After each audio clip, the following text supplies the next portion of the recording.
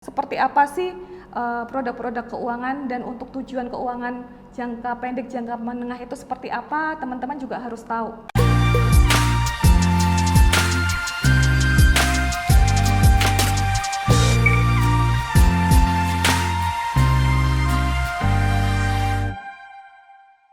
Jadi kita akan belajar tentang yang pertama, produk perbankan itu ada yang namanya deposito.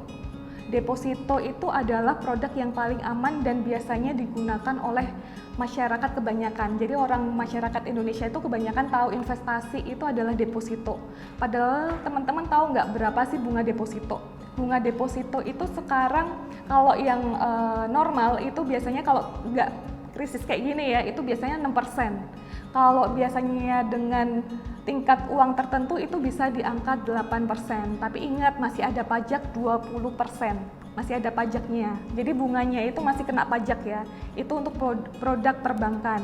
Lalu ada yang namanya produk reksadana.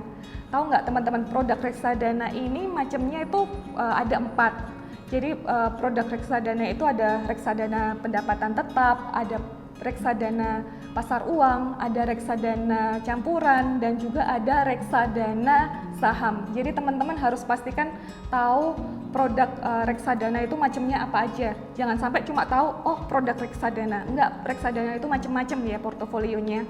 Jadi selain tadi ada deposito perbankan, terus habis itu ada reksadana, lalu juga ada yang namanya produk keuangan itu obligasi atau sukuk. Nah, obligasi itu adalah surat hutang negara.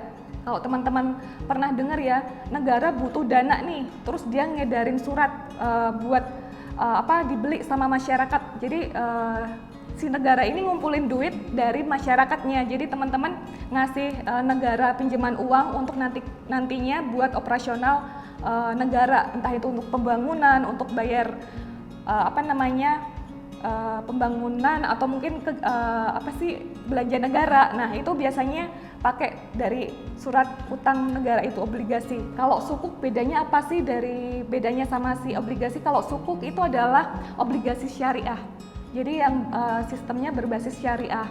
Tapi kalau untuk sukuk ini obligasi ini memang kebanyakan untuk jangka waktu 2-3 tahun, dan bunganya untuk obligasi itu ya lumayan sih, di atas deposito biasanya sampai 8%-an. Kalau deposito tadi kan 6%.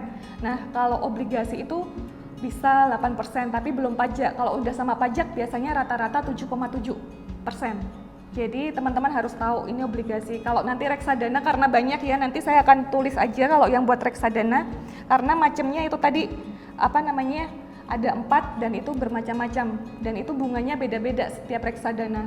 Terus ada yang namanya produk keuangan, itu adalah saham.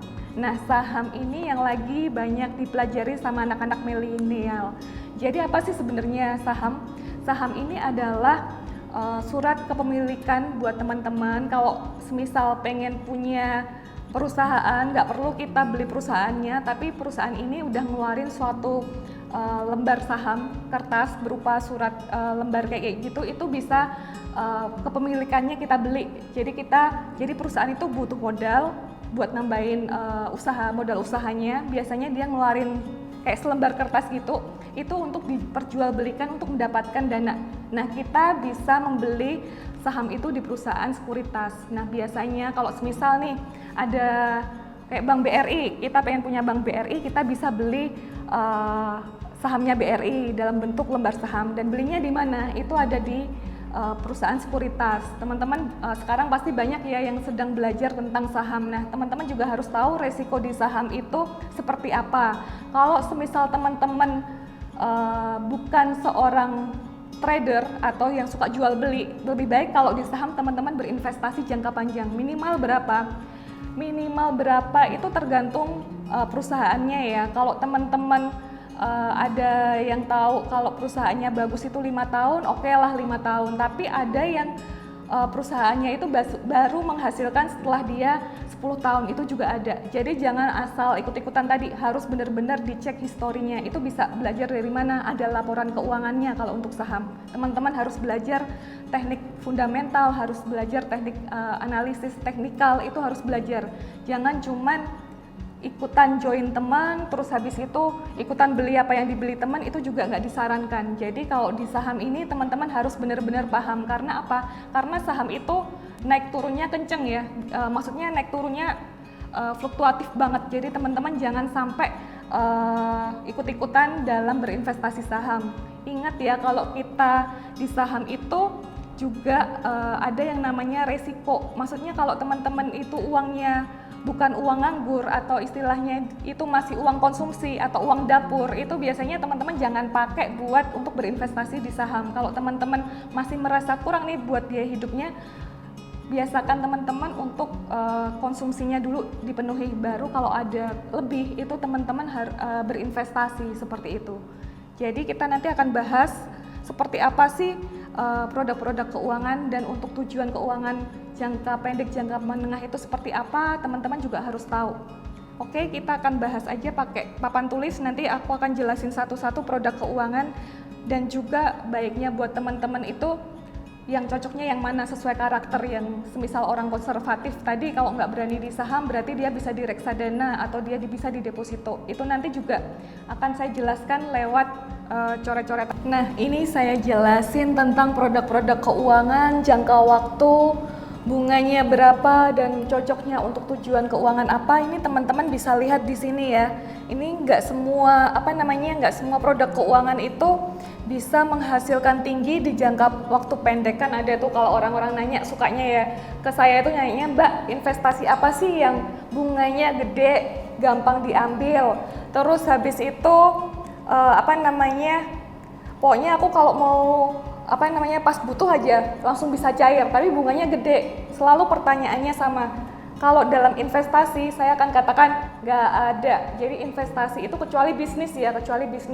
Kalau dalam produk keuangan ataupun investasi dalam bentuk uang itu biasanya untuk jangka panjang yang bisa kasih kita return yang tinggi. Kalau jangka waktu pendek itu biasanya hanya ada di deposito dan juga obligasi nih. Kalau produk-produk keuangan dari perbankan tuh ada deposito. Ini biasanya untuk yang 3 bulan, 6 bulan, atau 1 tahun. Bunganya berapa? 6%. Sekarang turun lagi ya gara-gara pandemi. Ini cocoknya untuk tujuan keuangan jangka pendek.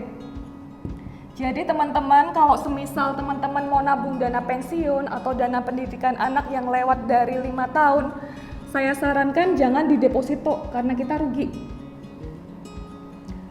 Lalu kalau untuk obligasi, ini adalah produk perbankan juga, di reksadana juga ada, teman-teman bisa beli di perusahaan sekuritas itu juga ada obligasi. Itu biasanya untuk jangka waktu 2-3 tahun. Obligasi sukuk itu biasanya jangka waktu untuk simpannya itu adalah 2-3 tahun. Bunganya berapa? Itu ada di sekitar 8%. Tapi kalau teman-teman kena pajak biasanya itu dia ada di 7,7. Ini biasanya untuk jangka menengah. Jadi kalau semisal teman-teman mau nyiapin dana pendidikan anak yang masuk nih 3 tahun lagi kayak gitu, teman-teman nyimpennya di mana? Di produk keuangan obligasi atau sukuk. Ini bisa sebagai salah satu rekomendasi. Lalu nih ada yang namanya reksadana pasar uang pendapatan tetap, reksadana campuran, dan juga reksadana saham. Teman-teman tahu dulu ya, yang namanya reksadana itu adalah produk campuran gabungan dari produk-produk perbankan dan juga perusahaan sekuritas atau saham. Jadi di reksadana itu kalau pasar uang kan sebenarnya kayak deposito, itu dia jadiin satu di sini. Kayak pendapatan tetap itu ada obligasi. Kalau campuran itu dia biasanya isinya reksadananya itu ada obligasi dan juga saham. Kalau di reksadana saham itu isinya biasanya produk-produk dari saham. Nah, yang pertama pasar uang nih. Kenapa sih bunganya kecil? Yaitu tadi karena produknya adalah produk-produk bank. Kayak deposito, obligasi ini buat pendapatan tetap kecil-kecil ya, 7%, 6% selama 1 tahun. Ini juga cocoknya biasanya untuk keuangan tujuannya jangka pendek. Lalu di sini ada yang reksadana campuran. Reksadana campuran itu teman-teman isinya tadi ada obligasi dan juga saham. Itu biasanya jangka waktu 5-8 tahun. Jadi kalau teman-teman memiliki tujuan keuangannya 5-8 tahun, itu bisa masuk ke reksadana campuran. Bunganya berapa? Biasanya ada di sekitar 15%. Ini untuk tujuan jangka panjang. Lalu di sini juga ada yang namanya reksadana saham. Reksadana saham ini hampir mirip dengan reksadana campuran, namun dia lebih agresif lagi. Ini untuk jangka waktu 8 sampai 10 tahun. Biasanya lebih gede, bisa di angka sampai 18. Ini juga untuk jangka panjang. Nah, ini nih yang lagi digandrungin anak-anak muda. Saham, investasi saham. Tapi di sini saya ngajarinya berinvestasi ya, bukan untuk jual beli. Karena apa? Banyak kasus teman-teman yang nggak ngerti tentang trading itu terjun langsung, akhirnya uangnya lenyap hilang. Karena apa? Ya itu tadi, teman-teman nggak belajar. Pernah ada kasus teman itu trading, itu sampai 800 juta hilang duitnya. Bayangkan 800 juta masukin dalam sekejap hilang. Kayak gitu, karena apa? Ya itu tadi, nggak belajar, ngikut teman, jadi duitnya dititipin. Sekarang kan model banyak ya, titip-titip ke teman, nanti kasih imbal return berapa, imbal hasil berapa. Kemarin ada juga teman yang ikut trading, itu rugi sampai 250 juta. Sekarang kan juga modelnya ada yang kayak robot trading ya, robot trading itu juga kalau teman-teman nggak hati-hati, teman-teman juga bisa kehilangan uang. Jadi kalau mau berinvestasi, teman-teman tuh harus benar-benar pahami betul produk investasinya. Jangan cuma dititipin, ikutan teman. Jadi teman-teman harus belajar sendiri. Karena apa? Biar kita nggak kecewa dan nggak kehilangan uang juga. Jadi belajar itu bisa meminimalkan resiko uang kita itu bakalan berkembang atau enggak. Saya tadi lupa ya jelasin kalau di saham ini untuk jangka panjang. Lalu dia returnnya bisa sampai 22%, bahkan lebih kalau kita bisa benar-benar belajar tentang fundamental perusahaannya. Kalau teman-teman jeli belajarnya, laporan keuangannya itu dicek, itu teman-teman bisa menghasilkan return lebih tinggi dari ini. Dan ini untuk tujuan jangka panjang. Itu per tahun ya, Mbak? Ini per tahun. Ini masing-masing semuanya per tahun ya. Semua tahun per tahun.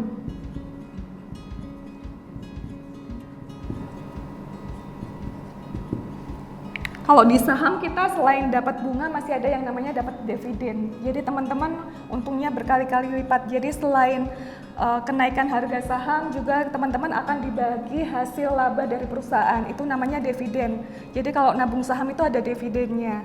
Tadi saya lupa belum jelasin yang sekarang baru nih, karena di era teknologi ada namanya peer-to-peer lending.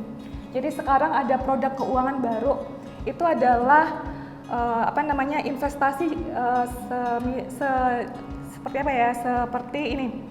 Jadi ada satu platform, dia itu lagi bikin menemukan antara seorang pembisnis yang butuh dana dengan masyarakat yang punya uang nih untuk diinvestasikan.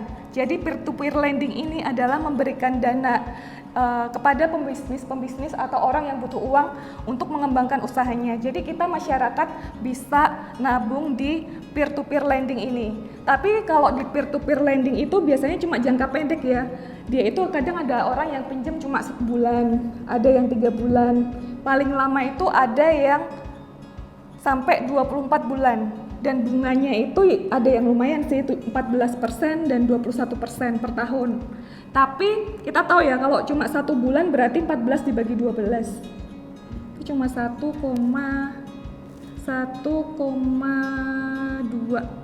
sekitaran 1 lah. Jadi teman-teman jangan berpikir kalau 1 bulan dapat 14%, enggak.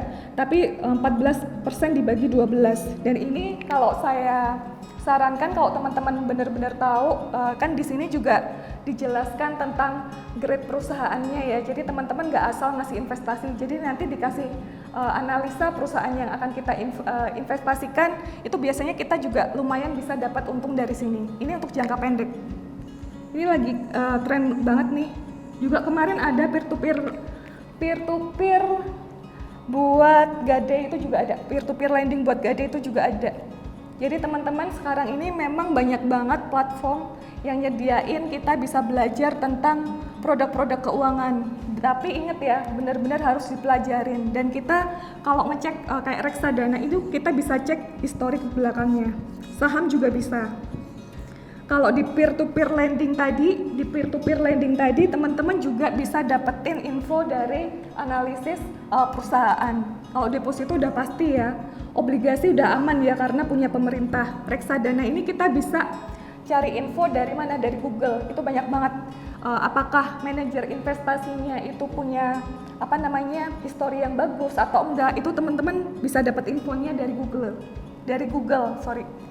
Jadi teman-teman jangan sampai lagi ada yang uangnya hilang atau nangis gara-gara ditipu investasi bodong. Teman-teman harus mulai belajar apa itu produk keuangan, kita pengen berinvestasi di mana, itu teman-teman harus pahami betul. Jadi tips dari saya kalau kita mau berinvestasi, pertama kita kenalin dulu karakter kita. Apakah kita tadi orang konservatif, moderat, atau kita orang agresif. Yang kedua, kita mulai pilih produk-produk keuangan mana yang pengen kita investasikan. Jadi teman-teman bisa memilih sesuai dengan yang cocok nih buat teman-teman, karena nggak semua orang cocok dengan produk-produk keuangan ini. Lalu teman-teman bisa mulai belajar, benar-benar belajar, pahami betul, cari info yang lebih banyak lagi. Yang keempat, jangan ikut-ikutan teman. Nah ini, kebanyakan kemarin ada sharing dari teman-teman di Bursa Efek kayak gitu, kebanyakan saat ini banyak orang kecewa sama saham. Karena apa? Karena mereka rugi. Sekarang kondisinya lagi turun memang.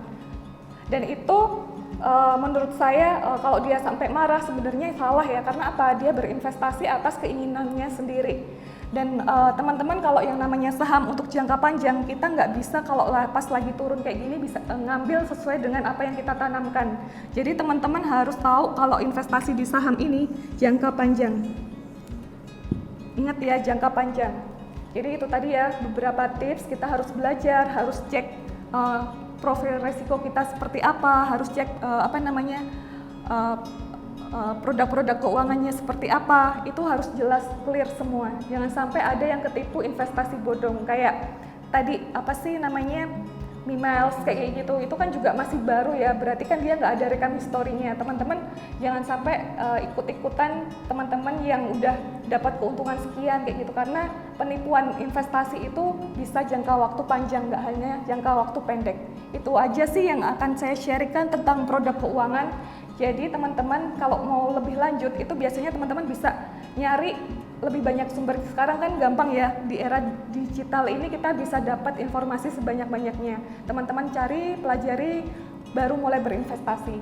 Sekian sharing dari saya, terima kasih.